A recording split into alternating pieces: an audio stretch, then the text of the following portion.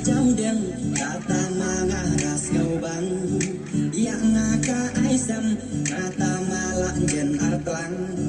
dale sky kano wadang hak sendengang ya jan sem acau deng kajan sem program